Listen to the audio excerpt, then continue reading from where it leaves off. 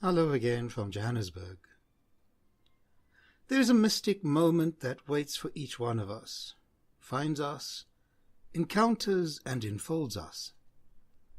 It is a moment in the crack between the now and the then that I impose on the memories of my awareness. It is a moment in the shadow between the I and the not I that I impose on my identity. This is a moment of unknowing, a moment of dying, disintegration. Mystics and hermits through the ages have held themselves available to this encounter in the silent prayer of solitude and presence. A memory, a lucid recognition of a procession of people, slowly beginning then ever quicker, from those around me to distant family and friends, from the living to those who have died, the great events and the people of history, their crumbling monuments slipping through the moments of my awareness into the blazing explosion of galaxies and stars. Another moment and then a churning fall. Through the brilliant light into the abyss of total darkness, no up, no down, no this way or that, the emptiness of nowhere, and the desolation of unknowing.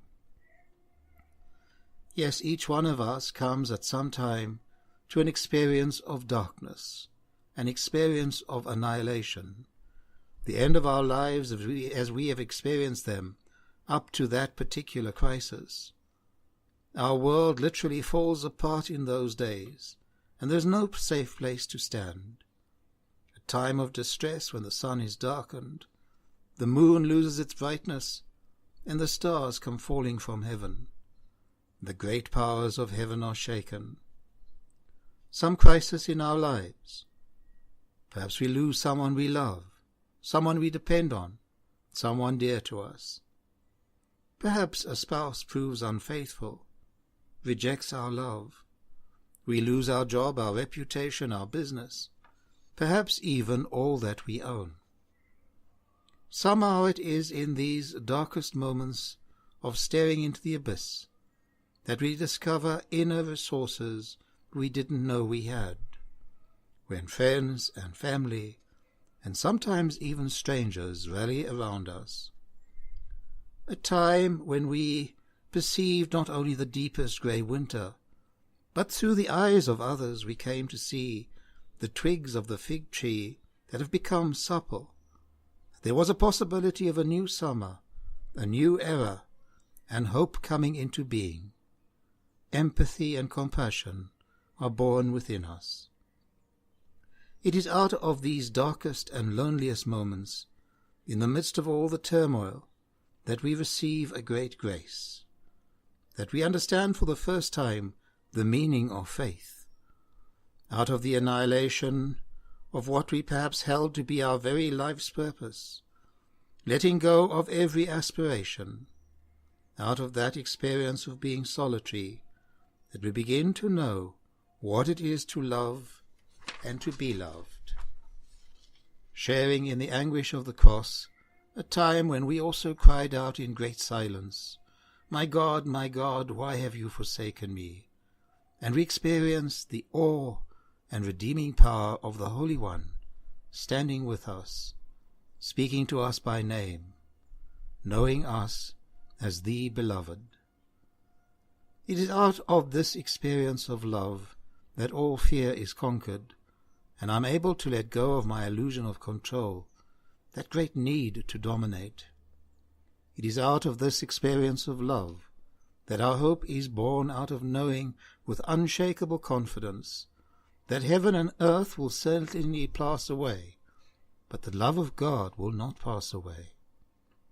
Without this experience of love, without this experience of God, I may have all types of longings and hopes, but ultimately I am without hope. Without this experience of love, without this experience of God, I may climb the many ladders of desire and success, only to find that ultimately I've been climbing up against the wrong wall. It is in the Eucharist that we come together to celebrate that we journey along the path that Jesus has gone before, holding on to Jesus as the way. Do this in memory of me. This is the instruction of Jesus to his disciples at that Last Supper. To keep his memory, not only are we called on to repeat the ritual celebration of the Last Supper, we are invited to do as he has done, to live as he has lived, to love as he has loved, to die as he did, to become food that gives life to others. The washing of the feet of the apostles, that same holy night, emphasizes the same great lesson. Their lives are meant to be of loving service to others. As we look at Jesus, we come to understand the meaning of our own lives. He is the model, our ideal. Perfect humanity and divinity entwined. The truth is that only in this mystery of the incarnate Word, the life, death, and resurrection of Jesus, does the mystery of our own destiny and hope take on a reality.